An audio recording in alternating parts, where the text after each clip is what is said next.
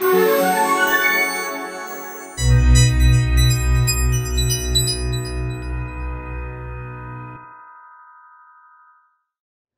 James Croft. I'm from London, England. I am trained to be an ethical culture leader, which is a connection of humanist congregations around the country.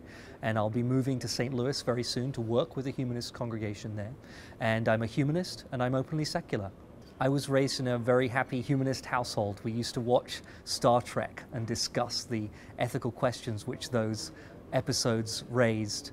We used to discuss science and reason and go to museums and art galleries and explore human culture from a totally non-religious perspective. So I've always been something of a humanist. I really came into humanism when I first read the Second Humanist Manifesto in university, after I read the Bible and the Quran, the Bhagavad Gita and many of the other great religious texts, and decided that none of them made much sense to me, although they often include beautiful literature. I read the Second Humanist Manifesto and I felt that that document expressed the values that I'd been raised with, and so I decided to start calling myself a humanist. I always think that humanism represents three core values: reason, the idea that we should understand the world as best that we can using our intellect and our shared endeavor as a species to learn more about the universe in which we live. Compassion, the idea that every human being is equal in moral worth and dignity. And hope, the belief that human beings can, working together, improve the world in which we live. I certainly never faced any discrimination for being a humanist back in England. But when I moved to the United States about 7 years ago, I realized that this is a much more culturally religious country where particularly the strength of the religious right is very palpable for someone coming from Europe. And it became clear to me that this is not such a welcoming environment for people who are secular.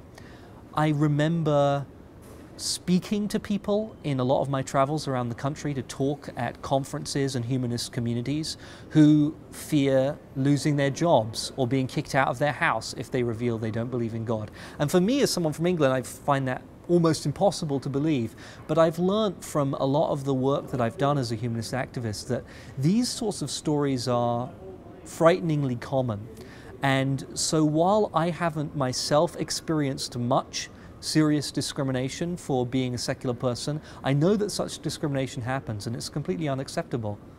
Well, everybody knows people who are not religious. Secular people are everywhere. They work in schools and they are doctors in hospitals and they are fire people and people who do all sorts of important work in the community. And I think if more people were open about their secular values, then people would recognize that non-religious people share many of the same values that Americans all share, and that a lot of that stigma would go away, which is why I really support the idea of people being openly secular.